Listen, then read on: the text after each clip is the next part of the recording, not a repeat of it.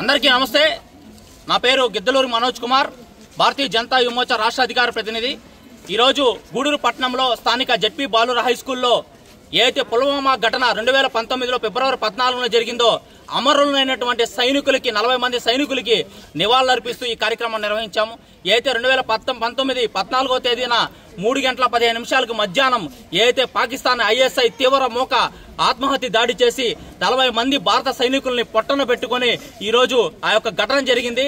ఆ బ్లాక్ డేగా ఈ రోజు ప్రకటిస్తూ ఈ యొక్క ప్రతి సంవత్సరం 2019 నుంచి ఈ కార్యక్రమం నిర్వహిస్తూ ఏదైతే సైనికులకి నివాళులర్పిస్తూ కార్యక్రమాన్ని నిర్వహిస్తున్నాం। ముఖ్యంగా ఏదైతే భారతదేశం కోసం యొక్క త్యాగం చేసి మరణించినటువంటి ఏదైతే సైనికుల యొక్క ఆశయాన్ని ఎక్కడికి పోదు, మీ త్యాగం వృధా కాదని చెప్పి ప్రతి ఒక్క విద్యార్థి తెలియజేస్తూ ఈ కార్యక్రమం నిర్వహిస్తున్నాం।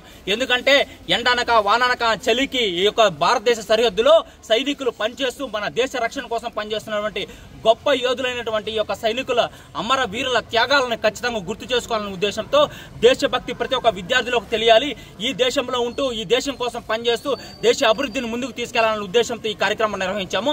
సో ఈ యొక్క కార్యక్రమాన్ని ప్రతి పాఠశాలలో యువత విద్యార్థులు అందరూ కలిసి నిర్వహించాలనే కార్యక్రమంతో ఈ యొక్క కార్యక్రమం నిర్వహించాము। ఈ యొక్క కార్యక్రమంలో ఉద్దేశం ఏంటంటే ప్రతి ఒక్క సైనికులకు కూడా మేము త్యాగాలు చేసినటువంటి సైనికులకి నివాళులర్పిస్తూ వాళ్ళ త్యాగం వృధా కాదు, మేమున్నాము, విద్యార్థులుగా యువతగా మేమున్నాము, ఈ దేశాన్ని ముందుకు తీసుకెళ్తామనే ఉద్దేశంతో ఈ కార్యక్రమం నిర్వహించడం జరిగింది।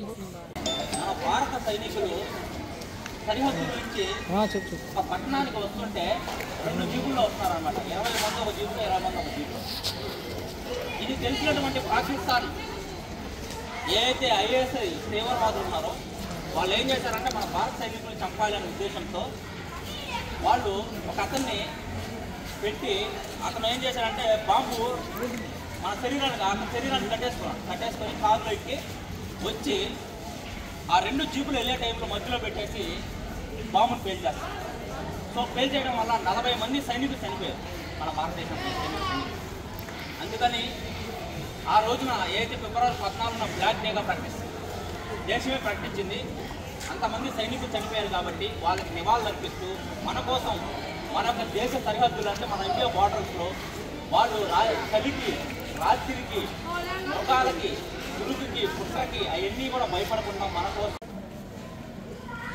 జోహార్ అమరవీరులారా, జోహార్ అమరవీరులారా, భారత్ మాతా కీ జై, భారత్ మాతా కీ జై, భారత్ మాతా కీ జై। మీ త్యాగం వృధా పోదు, మీ త్యాగం వృధా కాదు, భారత్ మాతా కీ జై, భారత్ మాతా కీ జై। జోహార్ అమరవీరులారా, జోహార్ అమరవీరులారా, భారత్ మాతా కీ జై, భారత్ మాతా కీ జై।